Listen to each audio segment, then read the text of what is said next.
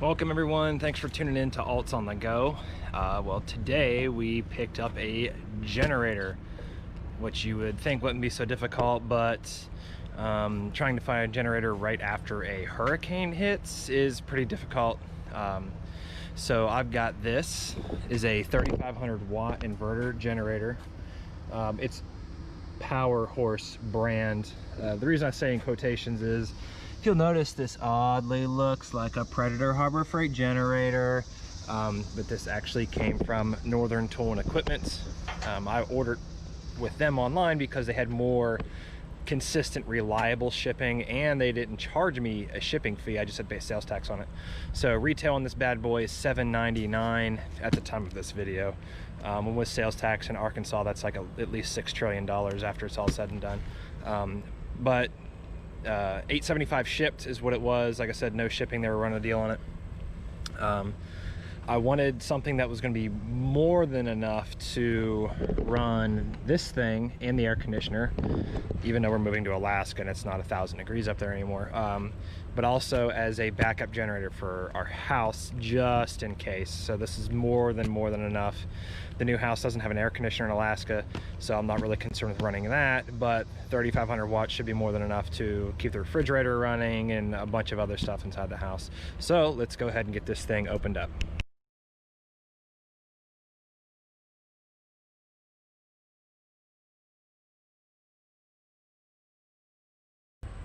Okay, so we got this thing out of the box, and here's just kind of overview what it all comes with. We got the sweet funnel for drinking root beer through. You got a spark plug socket. This looks like a little adapter for your battery, probably maybe for a charger or something, or to jump start this thing, because this is electric start. Then of course you got a couple screwdrivers, instructions, throw those away. And then here's the front of it. So it's got your standard AC 120 volt 3-prong push twist connector. You got some breakers here. You got your 120 volt power outlet. This can be hooked up parallel, so you can get two of these bad boys together and have 6,000 watts of sweet whatever power you need. External ground, eco throttle. So this is basically the governor on it. And what that's going to allow you to do is, it's going to allow it to idle down to low idle when there's not a big load on it.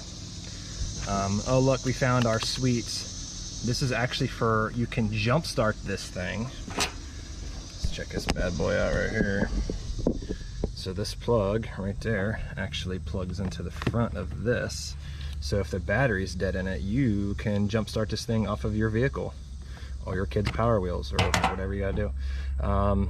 So there is a choke, and this is going to cover your fuel as well and your ignition. It's also got a sweet little e-brake here, so you can drift it, which actually controls this axle tire. So it's got the stop function, which actually locks this caster, and then if you move it over to run, it unlocks it so you can wheel it around.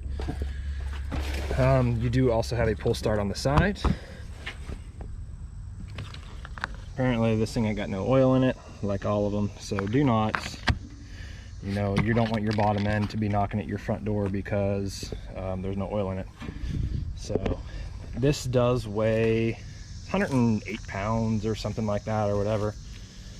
What we got over here, looks like this is where the oil fill is. Let's go ahead and open this bad boy up. Yep, oh, I broke it already. That's why we can't have nice things. Okay, so this is going to be your oil fill, and this is also your, I believe this should be your dipstick. Yep, dipstick, no oil on it. Yep. Let's go ahead and put that back in. I don't need to be fodding out a motor or an engine just as soon as I get it. Okay, so let's come back around here. What do we got inside here? Let's go take this sweet screwdriver. This is why this thing was $800. It's because it comes with a screwdriver.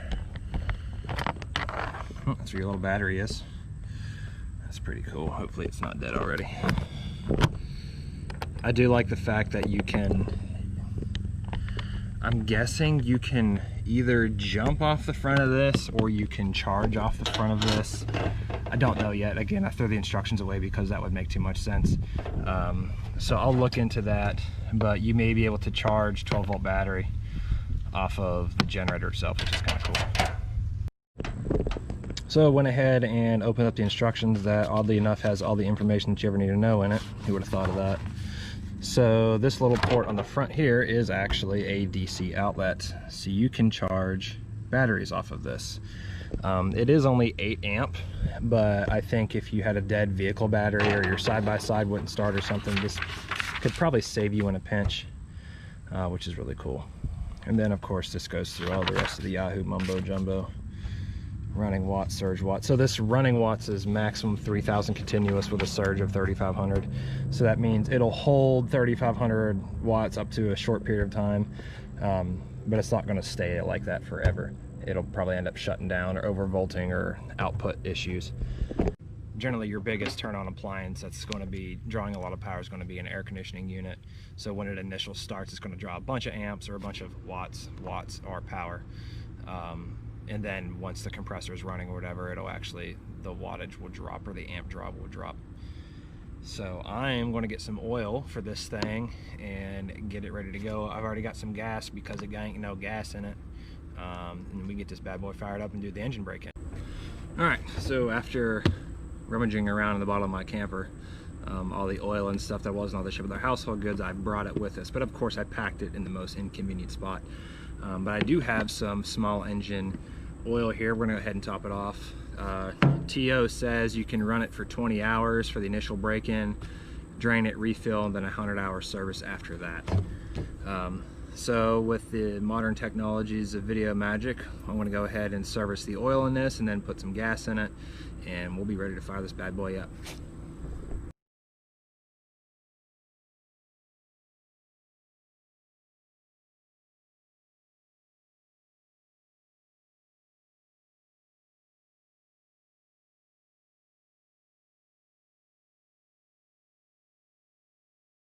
Alright, so before we get to the meat and potatoes of the generator, we'll just go over the basic specs it's got listed on the outside of the box. So like we kind of talked about before, 3,000 continuous rated watts, 3,500 surge. It can run 11 hours on a full tank of fuel, which I believe is 1.7 or 1.9 gallons at a quarter load, 57 decibel noise load, 212 cc, per load design, limited 2-year warranty.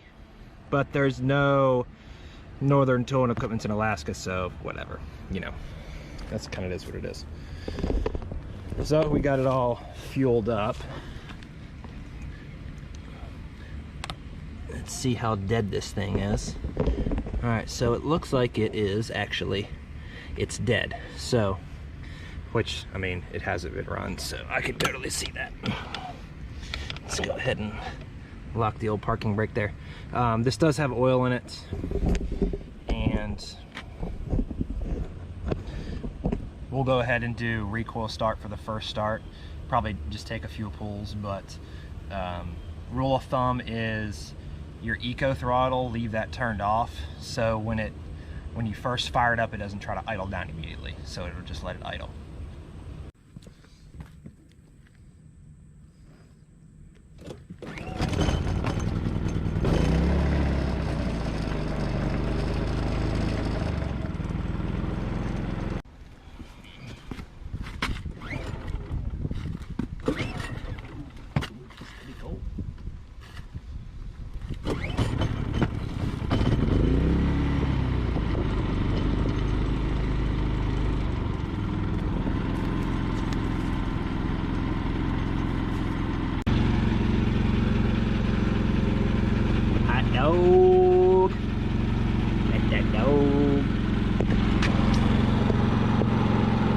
Well, so far it hasn't let the smoke out, so it's still working.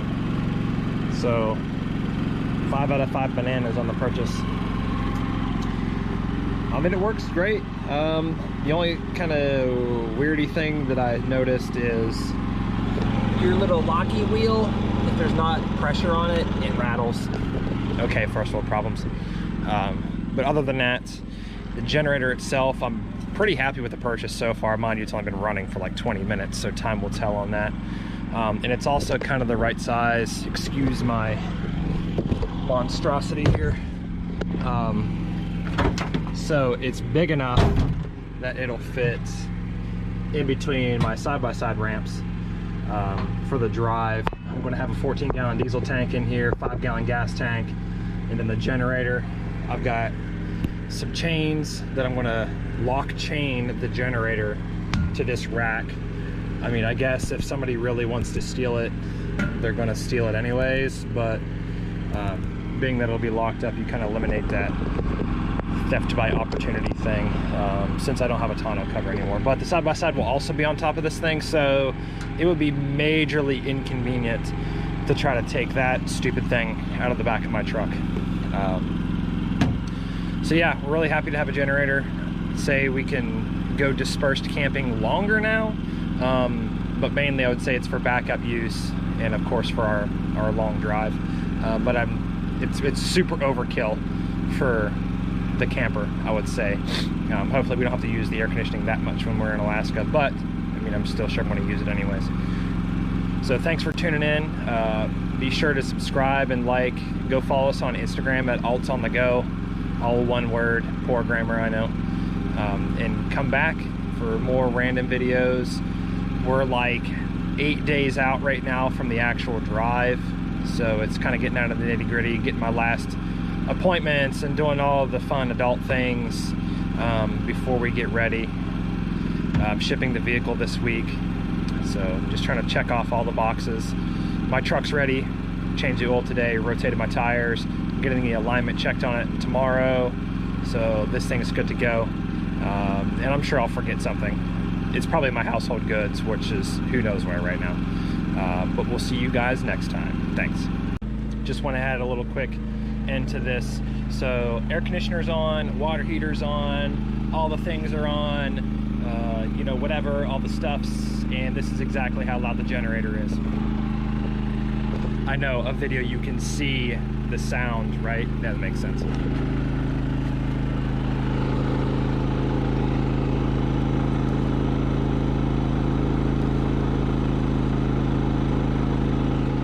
So we're using 1600 watts of power right now with the AC running. Runtime 122 volts, 14 amps.